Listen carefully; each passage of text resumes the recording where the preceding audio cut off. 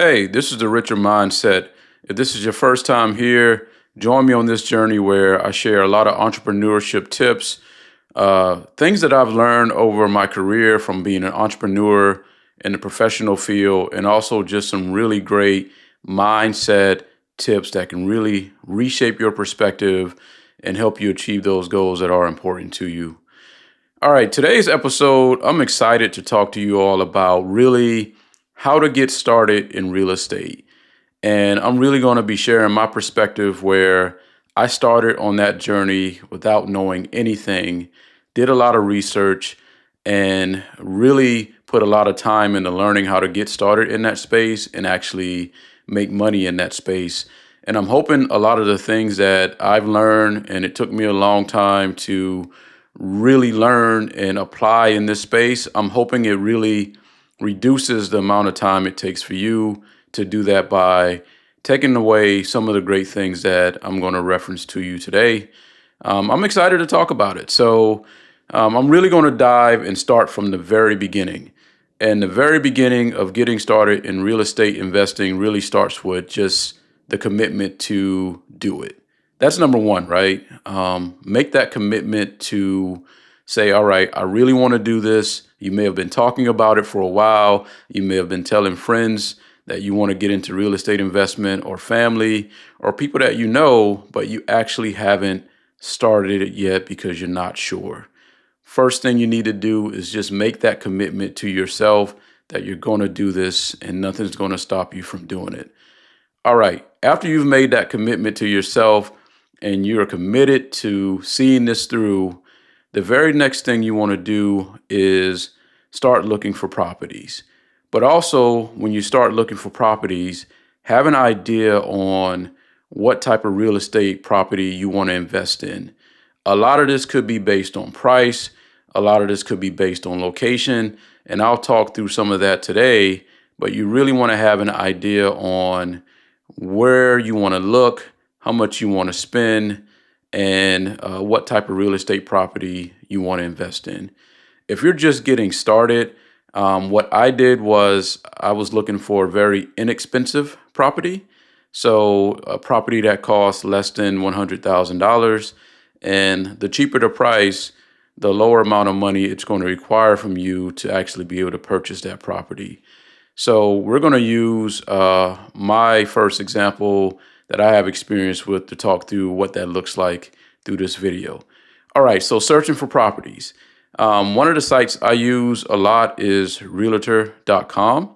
You can essentially go on that site, put in any city, state around the United States, put in your criteria for, whether you want prices that you want shown to you to be 100,000 or less, what type of bedrooms you want the homes to have, whether it's a 3 bedroom or 2 bedroom, and start searching for properties. If you're not sure on location, start with areas that you're familiar with. Start with areas where you've maybe frequented, or areas where you live at, or maybe grew up at. Do that. That's what I did.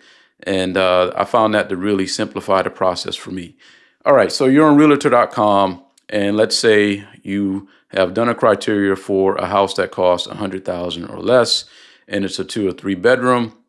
Once you start getting results, what do you want to look for? What are the things you want to look for while reviewing these homes that really tell you if it's going to be a good purchase or not? There are a lot of things. You want to look at, one, is the house in a state where it's going to need a lot of rehab? Am I going to have additional money to rehab this home before I can have someone actually live in it and rent it out? If it's your first time starting, I recommend trying to find a home where it doesn't require any rehab, or just a little, if that, or even a home with a tenant. That's the other thing you want to look at. A lot of homes that are for sale already have a tenant in there paying rent. And for you as a first time real estate investor, that can really simplify the process where more than likely, if you purchase that home, you still can retain that tenant and you have someone automatically paying. But in addition to looking at whether the home needs rehab or whether there's a tenant in there, you also want to look at, when was the home built? a lot of homes that were built 100 years ago or approximately 100 years ago, you may have to actually do some electrical upgrades to that home to make sure it's up to code with what we have for the law today. You may also have to completely redo the heating and the air system, depending on what's currently configured in the homes. I've come across a lot of homes that don't have central heating and air, and that's an investment you're going to also have to look at if you decide to purchase that home. All right, what else are you looking at for the home?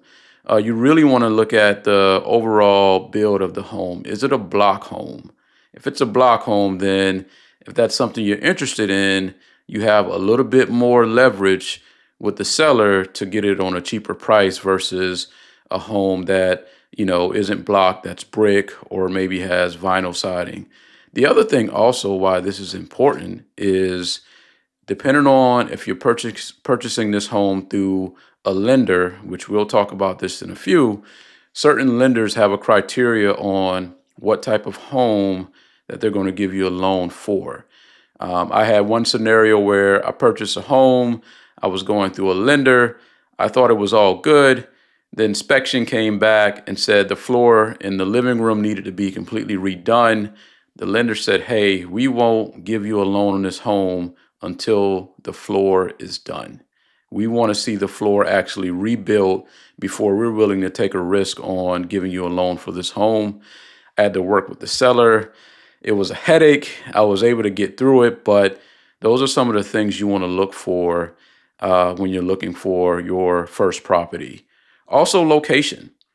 You can go to Google and search for the crime in that particular area and get a crime map and, rebalance that against where these homes are located. You really don't want to get a home that's in an area with a lot of crime. So that's another important criteria. Also, a lot of homes that I own today, there aren't really close to where I live. So also keep in mind if it's a home you're trying to purchase that's close to where you live, you definitely want to go do a physical inspection of that home and go walk through that home before you purchase it. All right, so let's say you found a home and it's within a price range that you're comfortable with. What comes next? The next thing I like to do, even outside of working with my realtor agent, is I like to call the agent that's listing that home myself. And I go through a series of questions. If you're curious on what those questions are, reach out to me and I'll be more than happy to share. But essentially, at a high level, I just like to ask, hey, is the home being rented? How long has it been rented? How long has it been vacant? Is the seller motivated?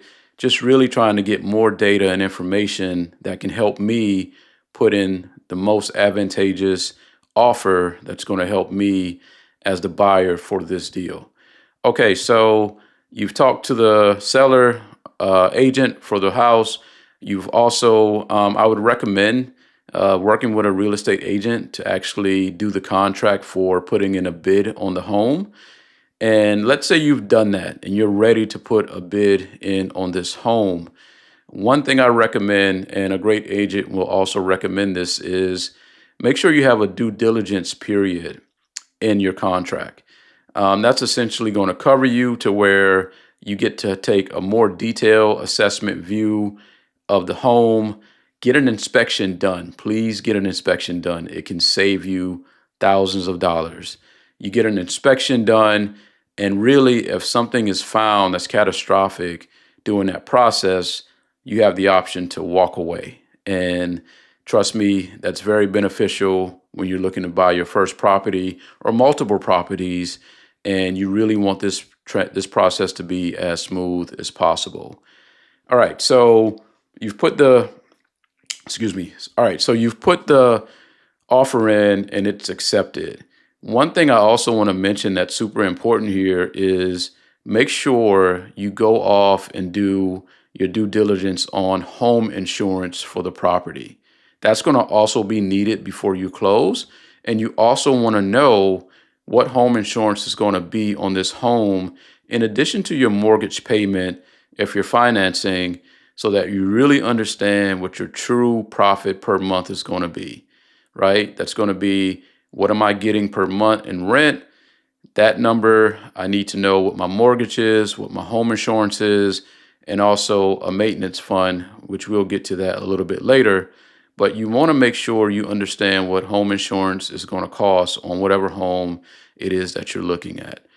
All right, so now that you've done those things and you are ready to go further in the process, the next thing that's going to come up here is putting in that offer, right? I mentioned that.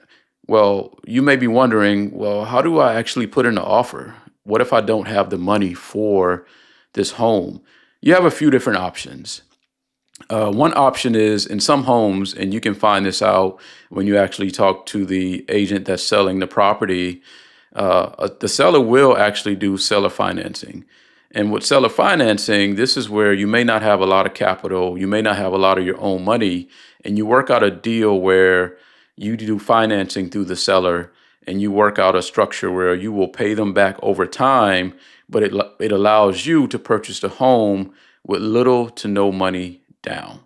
That's one option that's very popular. I haven't used that option. I've tried, but also the hard thing with this option is you actually have to find a seller that's willing to do that. A lot of the sellers that I've dealt with, they don't want to do that. They just want to sell the home outright. The other option, which I've used, is financing through a bank. I really want to stress this though. Be very, very, very thorough on what bank you use. And what I mean by that is a lot of banks, especially the most national, your national banks like Bank of America or Wells Fargo, they have a limit of at least 100,000 or more. So a home you're purchasing, if it's under 100,000, they won't give you a loan for that. So you have to be very thorough in searching for banks. For me, I found that Movement Mortgage is a bank where they will give you a loan for homes that are well under $100,000. And essentially, you need to fill out an application to get pre-approved.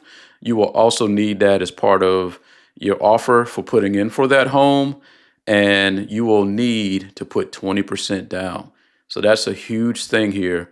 You will need to put 20% down of the purchasing price of that home.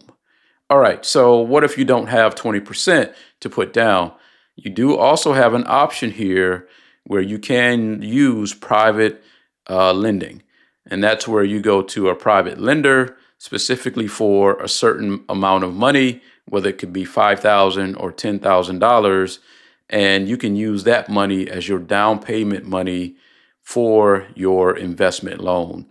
There's not a lot of ways to get out of that. I've seen some scenarios where a very small local bank will take less than 20%, but it's been rare, at least in my experience, where I've seen banks willing to take less than 20%. So those are some of the options you have from getting that loan finance. And then also I'll reference credit unions in addition to banks. Credit unions are very, very good for real estate investing. I have a credit union that I use as well. And the downside is, and the downside to it is they have certain criterias for who can have access.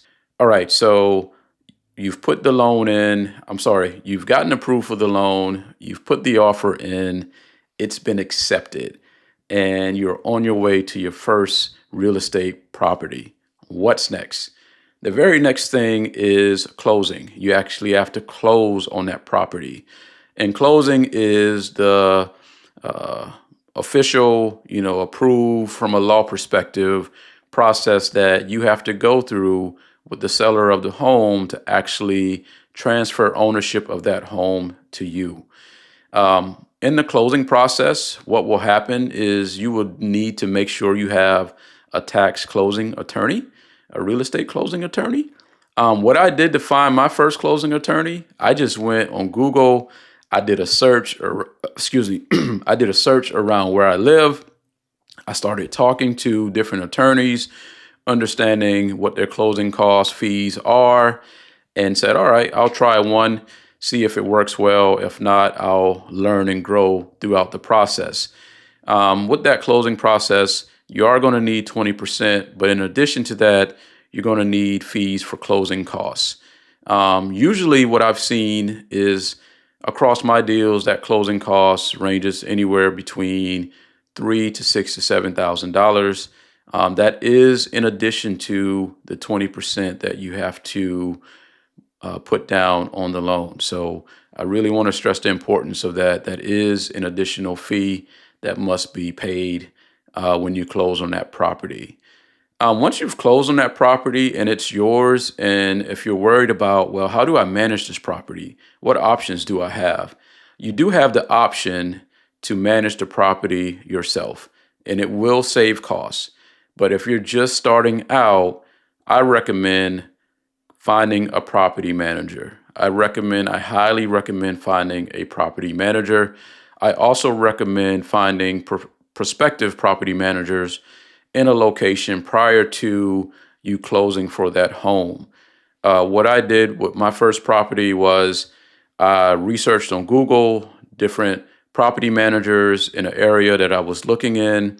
I actually called those prospective property managers up and really had like an interview session with them where I wanted to understand, hey, what's your process for how you get tenants in homes that you manage? How do you manage tenants month to month in terms of if they have issues with maintenance? How do you manage the maintenance fund for my property if I was to sign with you? How many homes do you manage?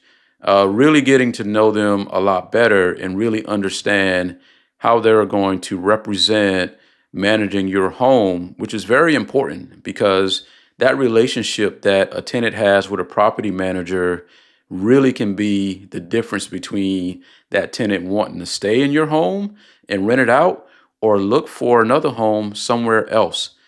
Also, it's very important to reference this. If you are going to use a property manager, property managers charge 10% by default.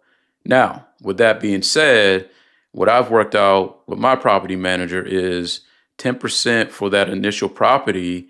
But as I've continued to get more properties and I've also continued to give them more business, now I'm at a decreased rate for my additional properties that they're managing. But out the gate, just starting, 10% is what they require. And that 10% is 10% of the rental price that a tenant is going to be paying. The other thing that a property manager can help you with is also giving you great ideas and good insight, if you don't have it, on what that property should rent out for in that market. They're going to have a really good idea on what they're seeing in that market and also give you some great insight on what that property should rent out for if you don't have that data. But for me, it's really important to do some research and analysis on that before you buy a property so you have a good idea on how much money you're going to make off this property before you actually purchase it. You want to know before you purchase it if you're more than likely able to have a tenant in there, you're going to actually make a profit per month. That's really important. All right, so the other thing to reference with getting a property manager is you actually have to have a property management contract with you. And I have one that I used. Reach out to me if you really want that template. I'm happy to share it. And essentially, it's a template where I sign my deals for no more than 1 year. And it's a binding template where I have an opportunity to shift to another property manager if I need to, but it also covers them in terms of the money that they're going to get every month for managing that property for me. And then also legal things that are of importance in terms of the maintenance fund that they hold, and they use that to manage any maintenance costs on a rental property, which is also important. You want to make sure that you are, in addition to the monthly profit that you're getting from the home, you want to put a percentage aside for maintenance costs. For me, I usually do 5 to 10% and just let that money grow over time. And trust me, it's saved me so many times from where something goes wrong on the home and you automatically have money that can take care of that issue. All right, so You have that property manager, you've closed on that home. What's next? What's next is actually seeing that first check hit your account. That is what's next. It's really passive income from this perspective. The property manager, they're going to manage that property day to day, every day. If the tenant has any issues, they're going to work with the tenant to figure out what the solution is to those issues.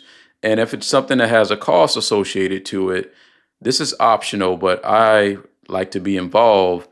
My property manager will call me, make sure I'm aware, we discuss it, I agree, they take care of the rest, and I just wait until the rent is paid and make sure that the mortgage is paid, and then the rest is a profit in addition to making sure my maintenance fund, I'm putting money in that automatically.